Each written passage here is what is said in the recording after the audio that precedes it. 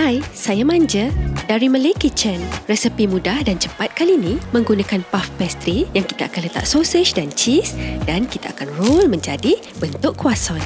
Jom masuk dapur. Mula-mula kita perlukan puff pastry.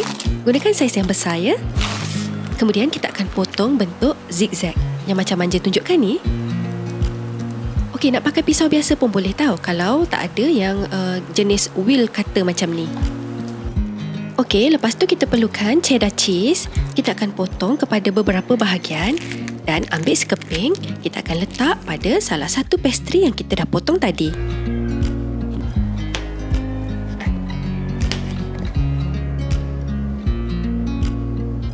Kemudian untuk sausage pun sama, kita akan potong sesuai dengan saiz pastry yang kita potong tadi. Kemudian letak sausage ni ke atas cheese. Lepas tu boleh roll puff pastry ni dengan kemas sampai hujung. Ha, dah siap. Senang je kan? Kita akan ulang proses. Letak cheese, sausage dan kemudian kita akan roll sampai hujung.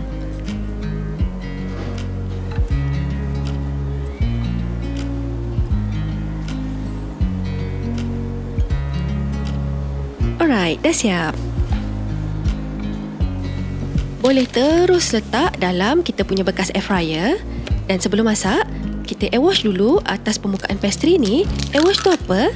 Satu biji telur atau kuning saja kita whisk ataupun pukul. Kemudian boleh terus apply atas pastry.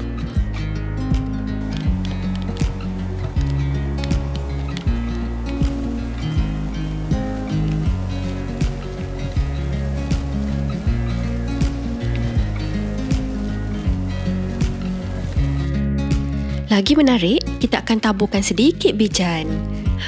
Okey? Siap. Kita akan masak dengan suhu 170 selama 10 minit. Boleh tak nak bakar dalam oven? Mestilah boleh dengan suhu dan masa yang sama. Wah, dah masak guys. Nampak menarik kan? Lagi-lagi warna kekuningan yang cantik dan saiz mini croissant yang cute.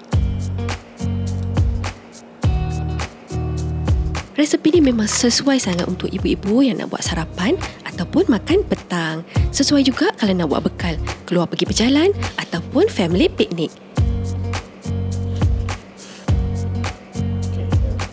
Boleh dengar kan? Rapuh dan gebu sangat. Jangan lupa save dan share video ni supaya senanglah nanti kita boleh tengok balik. Okeylah, sekian dulu untuk kali ni. Like, komen dan share Malay Kitchen. Jumpa lagi. Bye.